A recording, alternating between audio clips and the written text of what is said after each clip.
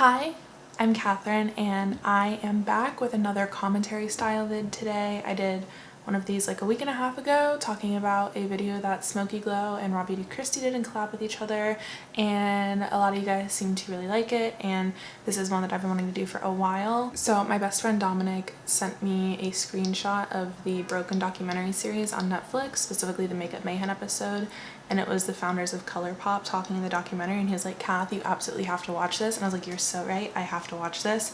I watched it and I have so many thoughts that I wanted to share, so that's what I'm doing today. If you're new here, I'd love to have you subscribe. I have tons of really fun videos planned for the end of December, and I'd love to have you come and hang out for them.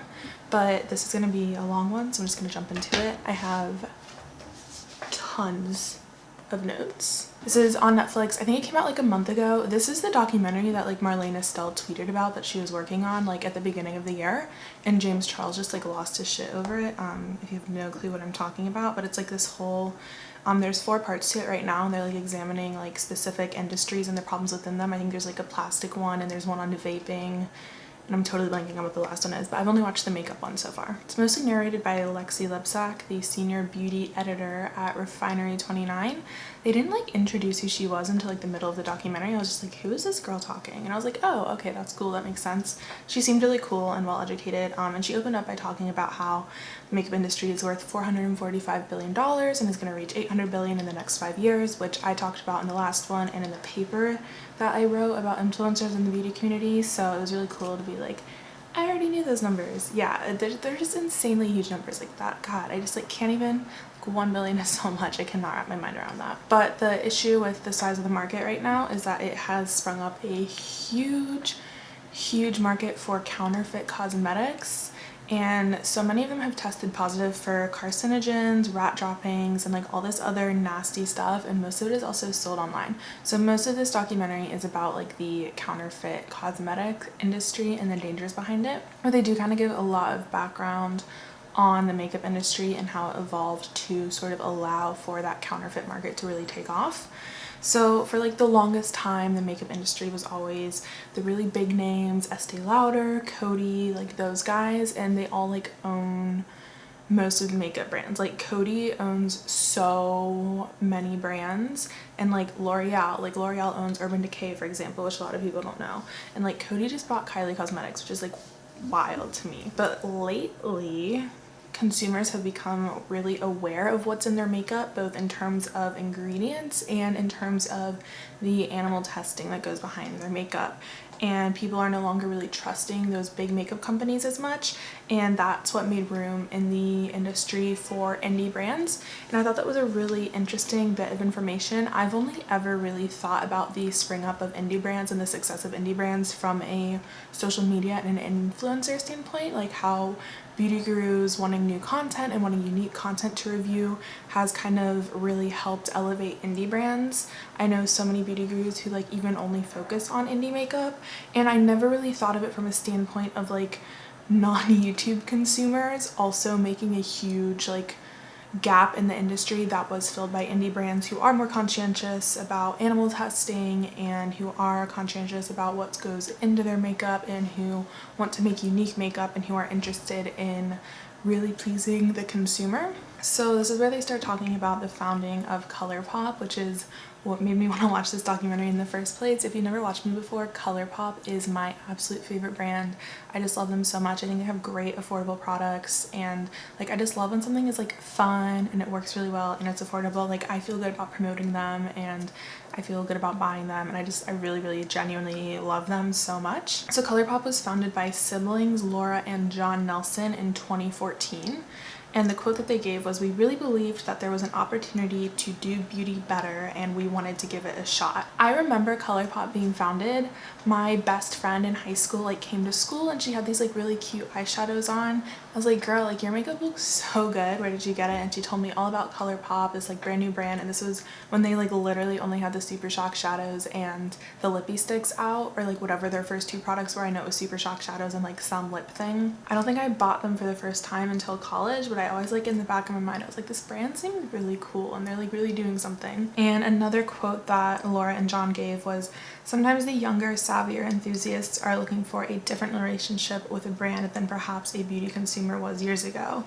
So because we're able to engage with the customers, we're able to ask them questions, we're able to solicit the feedback, they're truly a part of the formula development process 100% of the way. And something that I thought was really interesting is they said that they literally will take their feedback to the chemists to improve the formulas, which I don't think they really like advertise that very much. And I definitely feel like that would be interesting of them to advertise, be like, hey, like we improved this formula because you guys didn't like that. Like I've never actually seen them post that on Instagram or anything. And Laura said that their chemists can take feedback and turn it into a physical product in 5 days. So I think this is super, super interesting. Like it's so cool like to hear about the inner workings of a brand, like period, let alone of my absolute favorite brand. I think it's really interesting because if they truly listen to their customer feedback, they would stop putting those damn pressed glitters in their eyeshadow palettes. I have emailed them. I have seen this so many beauty gurus complain about them. Hopefully they stop, but I'm like, okay, come on guys. You've been hearing this for like months. We've been over it for months. Please stop. If you really listen to feedback, you gotta stop. And another thing that I found really interesting, John said that they don't have a massive warehouse there full of their makeup. They produce their product in real time to keep up with customer demand, which will allow them to keep their inventory relatively low, and it keeps their costs low as well because they aren't having to like build in the possibility of like, what if this product doesn't sell into the price. They're just pricing it based off of what they need to make off of like the individual units to turn a profit. And because of how fast they can get out products, they've really shifted the standard of the industry. So I thought this was kind of interesting. It's weird because they do sell out of makeup, and sometimes they'll sell out of something and not bring it back for like 2 weeks, which is interesting. I wonder how much makeup they can make at a time, like if they have to if they can only be making 5 eyeshadow palettes at a time. So if they sell out of one that's not currently on the lineup, then they have to like bring back all the stuff to produce it or something like that. I kind of wish they would have like delved into that a little bit more. Or I wonder if they truly are just keeping things out of stock for like the purpose of scarcity marketing and trying to generate hype around it. For example, their Brow Boss gel, the clear Brow Boss gel, I feel like it's out of stock all the time. That's like one of my holy grail brow gels, and I feel like it's never like, I always like to just like add one to my cart when I order it because they do dry out kind of quickly, but I feel like half the time I'm ordering from them it's not even in stock. They totally did kind of change the standard of how fast people should get products out, which I kind of don't like. I don't really like how fast they turn out products. That's probably my least favorite thing about the brand, both from like a waste standpoint and just like from a consumer standpoint. Like I can't own it all. No one, like no reasonable person can own it all unless you have like a ton of money or you're an influencer and it's your job to buy and review all these products. You can't own it all. And I think that their products would be a little more innovative if they were turning out less of them. And they've also kind of pressured other brands to follow suit. Like Anastasia Beverly Hills has just started turning out palettes after palette after palette, and Norvina did acknowledge that people don't like that very much and said that she's going to stop, which is good. But I just don't like the pressure that companies have to release new products, because I think we'd get better products if they didn't want to release so many. And so after talking about Colourpop for a little bit, this is where they finally introduced the concept of the beauty influencer, and they talked about how brand inclusivity was really born out of influencer culture, which is so true. And I think that's one of like the greatest things to come out of this whole YouTube thing, is now brands have to be held accountable for their shade ranges and being inclusive of everyone in their makeup. And before, that just wasn't a thing. Like they just didn't care, which is really messed up. And this is where Marlena comes in. So she is the brand owner of Makeup Geek, if you didn't know, and apparently she actually started out as a beauty guru, which I didn't even know that.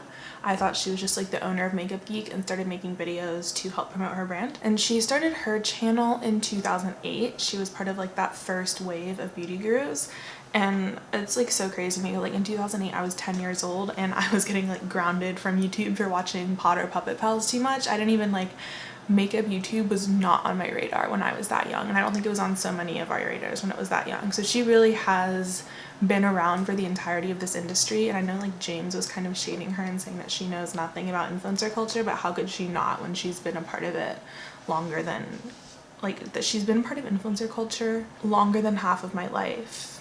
actually, when I think about that. That's so crazy. Like, I'm 21 and I was 10 when she joined YouTube, so that's wild. So Marlena launched Makeup Geek in 2011, which again is just like so long ago. Like, God, I was 13 years old when she launched Makeup Geek, so this brand has really been around for like a long time in the scheme of like all these beauty guru brands that have been popping up in the past year. And she said in 2017 they earned $22 million, and they have only ever relied on Marlena's videos for advertising. They never did traditional advertising either. So in Marlena's video, The Truth About the Beauty Community, she was very candid about the fact that her brand isn't doing so well anymore. So I don't know what happened to that 22 million number, but I'm guessing in 2018 they had a really rough year. But 22 million is a lot of money for a small company to be making, and I never really think of any of these small indie brands being like huge multi-million dollar companies like earning that much money in every year. Like, obviously Kylie Cosmetics is a billion-dollar company, but she is a massive celebrity. It's kind of wild. I remember I didn't watch the Secret Life of Jeffree Star documentary. I remember Smokey Glow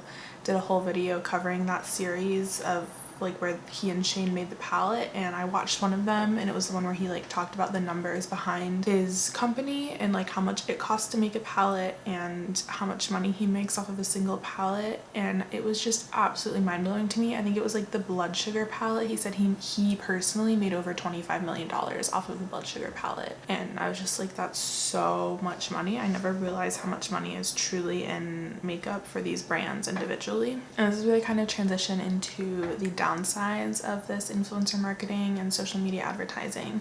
So this girl Quay Nong, who's someone who bought a counterfeit Kylie lip kit, and we'll talk a little bit about that in a second as well.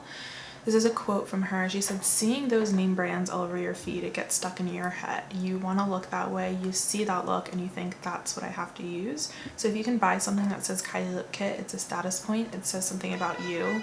It says that you can afford it and you can take your look seriously, and you're using what everybody else does."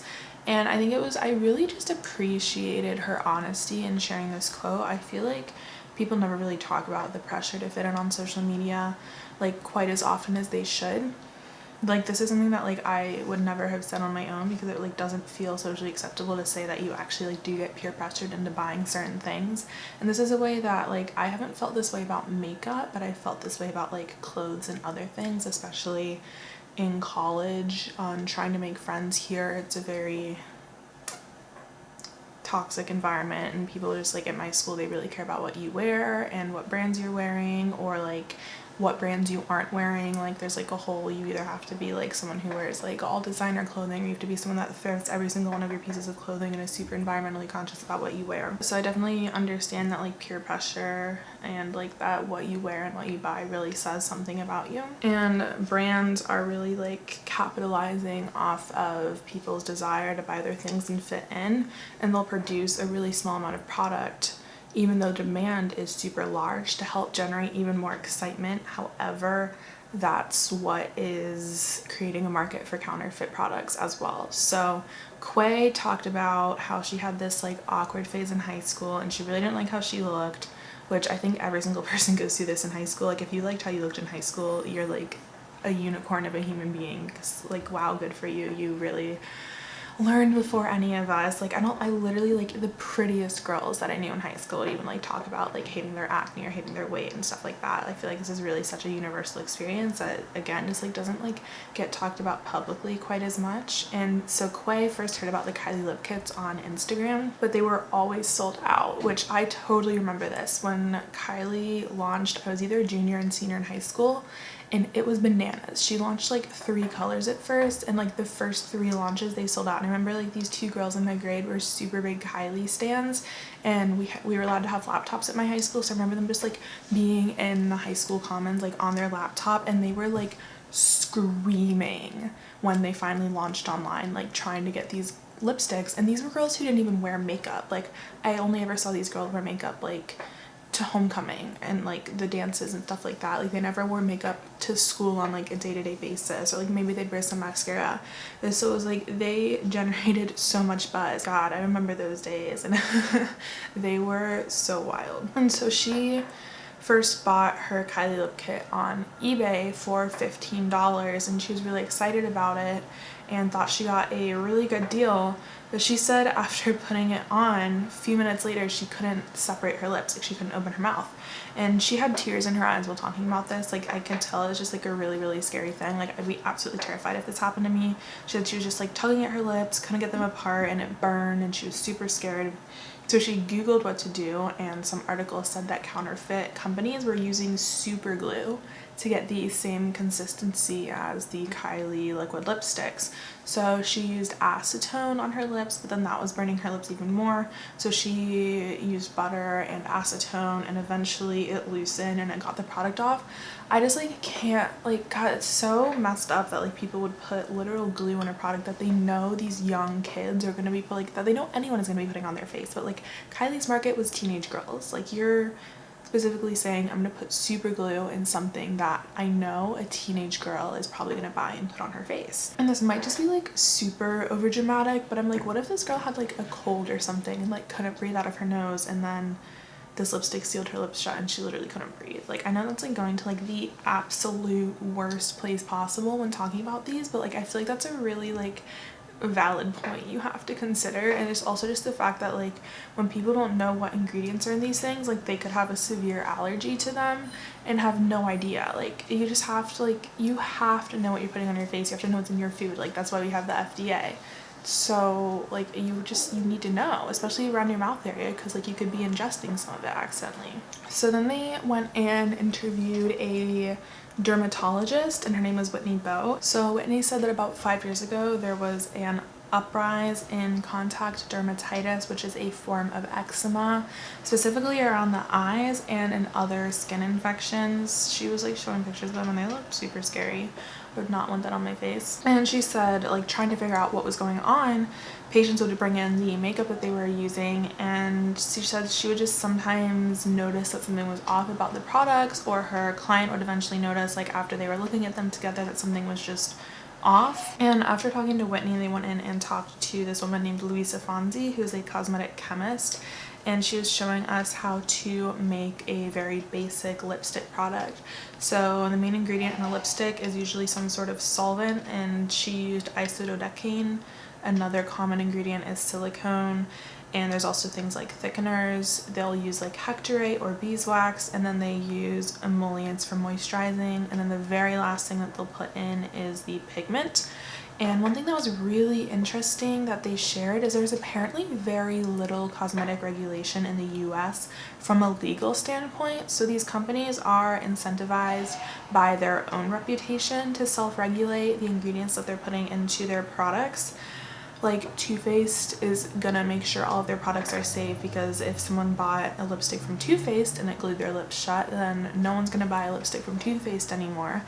But the counterfeit producers don't have that same incentive, because it's not their reputation that's on the line, it's the reputation of the cosmetic company that they're copying. There's no like counterfeit makeup are us that like has to worry about their reputation, because they're not a real legitimate company. And so what these companies will do is they will take the ingredients and then they will try to figure out the percentage of the ingredients in the formula, and then they will try to figure out a cheaper alternative. So mineral oil will do basically the same thing as isododecane, which was that solvent that they used earlier, and it'll do it at a cost of 20 cents per ounce versus $1.20 per ounce. And I just think this is so crazy to me, because makeup is something that's already really cheap to manufacture relative to what it sells for. I know in the Jeffree Star documentary it was revealed that the blood sugar palette cost $20 to manufacture, and he sold it for like $60 or $65. So that's like a 3 times markup. So there's like already just so much money that can be made off of cosmetics and manufacturing them safely, that it's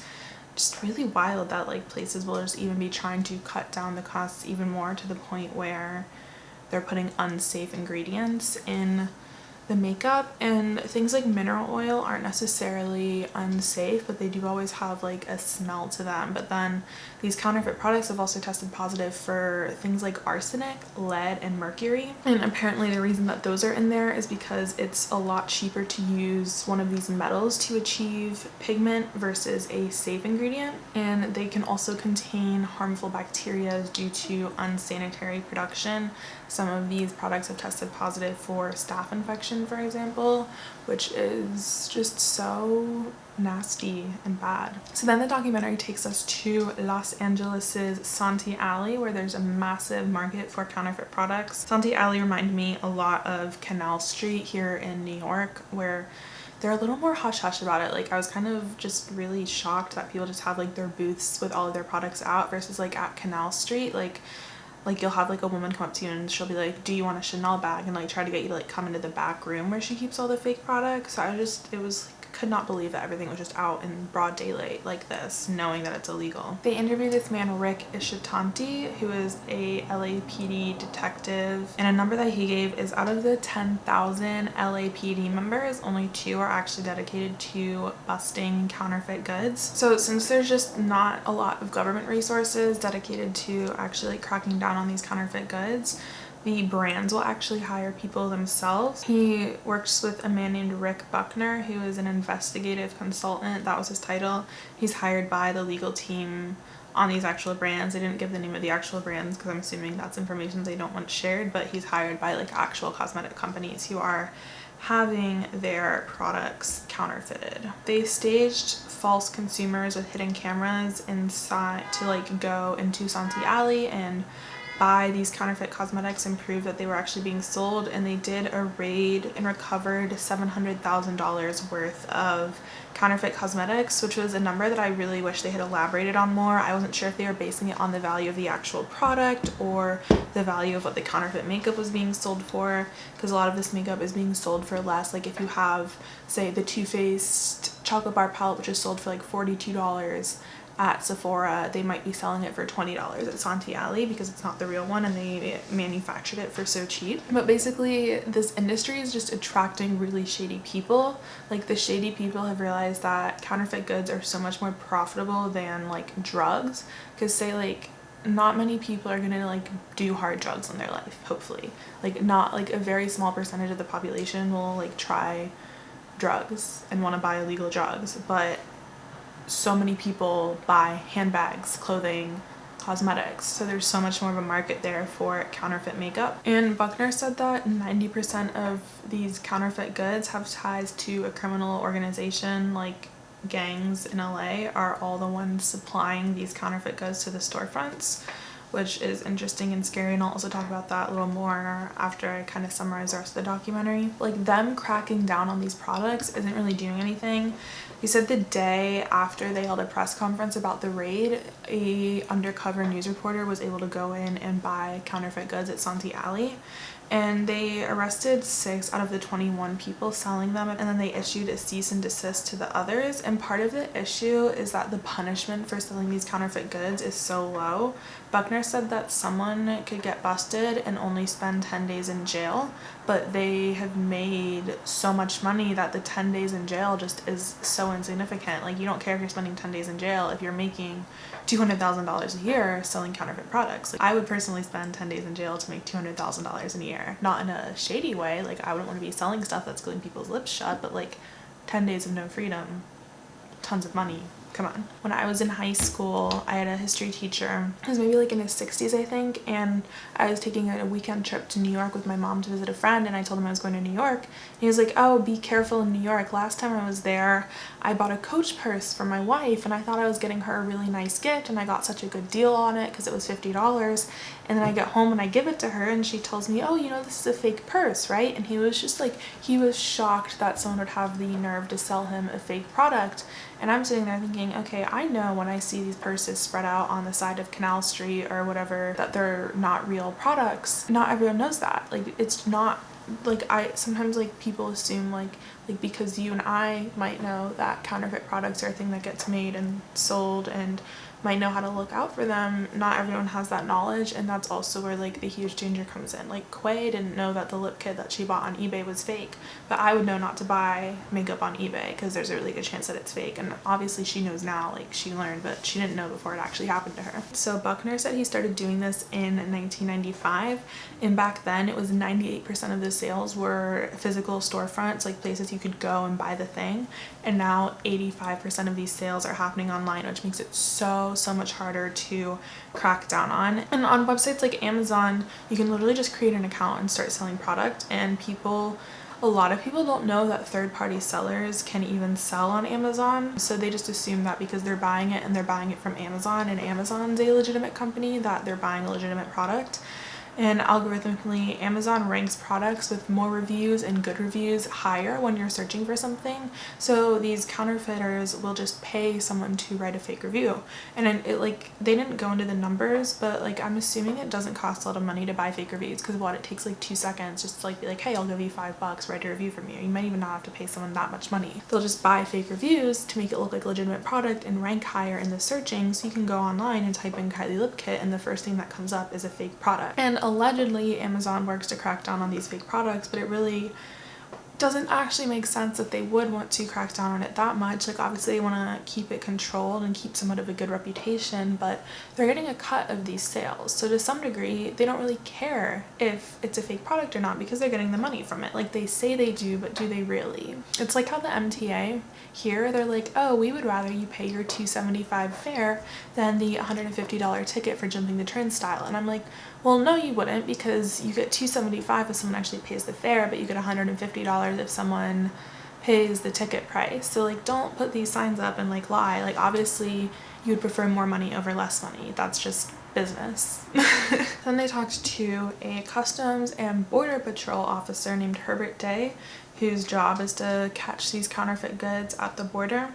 And he said the tip-offs that they usually get are the physical appearance or the origin of the actual package, or sometimes just information, or like knowing that they've gotten something from this location before that turned out to be counterfeit good will also tip them off. And so if they think something is suspicious, they'll open it up and investigate it. And if they open it up and the products inside still just don't look quite right, they'll take them to a chemist and have them tested for harmful substances. So they showed us the chemist actually testing these products. His name was Nelson, and a cosmetic item tested positive for construction clay, for example. So that's when they know that something's wrong, and they'll seize the product and it won't hit the market. They really aren't catching very much at the border. So Buckner said that only 1% of the containers that ever come through the port are checked, and that the seizures are up 25%, but in the grand scheme of what is actually hitting the market, that's just nothing. And the #1 source country for the counterfeit goods is China right now. And so they took us to China to follow a guy named Ted Kavoris, who does undercover intellectual property investigations. And one thing that I wish they would have talked about a little bit more is the fact that there are still tons of legitimate cosmetic companies that are manufacturing in China as well, including brands like Anastasia Beverly Hills and Elf Cosmetics. In 2017, they exported $3 billion worth of legitimate cosmetics goods.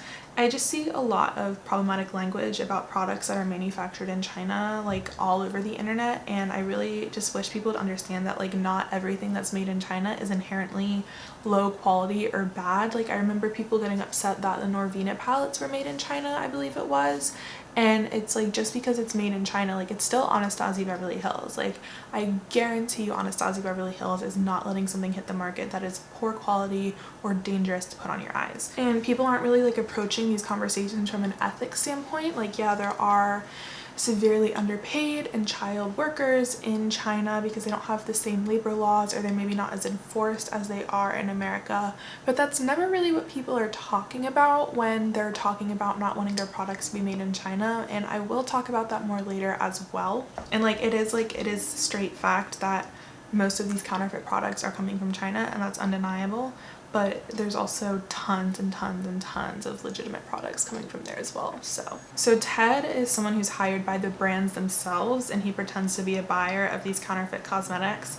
And if he's successful and he gets the evidence that these people are selling the counterfeit cosmetics, he'll take the evidence to the authorities and hopefully they get prosecuted. And his process is like intense. They showed all these like masks and makeup and things that he uses for his undercover personas. Like, he really is going super undercover. And it's partially just because, like they said earlier, like, these aren't good people that are making these products. So it seems like it's a really dangerous job, but you wouldn't really think that like, oh, buying fake makeup is like a dangerous thing, but like, if he got caught, that would not be good. So we actually follow this man Ted to a mall where he got a tip off that a vendor was selling counterfeit makeup. And when he got to the store where he got the tip off, they only sold glasses. So what he said is they probably got wind that someone tipped off him or that something wasn't going right and they moved to a different mall. So he said these guys move just like super quick, and often they don't even have their own storefronts. Like they will pay a legitimate storefront to be selling their product there, so they don't own their own storefront.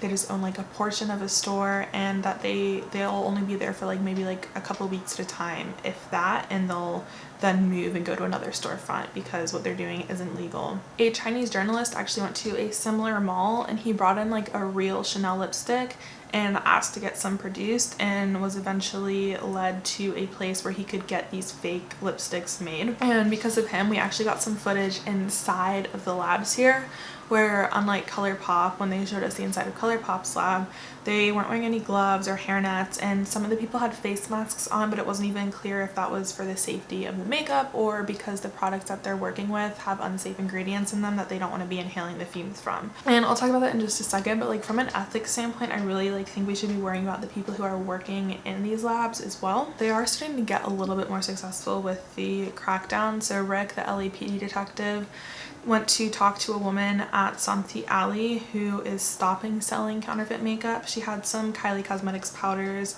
and she said she bought them for $2 and she used to sell them for $8, but now she's just selling them for $2 because after Cincinnati got raided, people knew what was up and didn't want to buy their products anymore, and she's just trying to make her money back. And then she said after that she's just going to sell legitimate makeup from now on. And they all just kind of agreed that stopping this is something that has to stop with the consumer. Like it's just such a big market that there's no way that any individual is going to be able to crack down and make it stop, and as long as there's money in it, people are going to find a way to produce these counterfeit products. And that was kind of the note that they ended the documentary on. So I thought the documentary was interesting overall, and they did touch on a lot of different points. It almost felt a little overwhelming at some points because I felt like every 3 minutes they were bringing in a new person to interview, and I like couldn't really keep track of like who was doing what in my mind.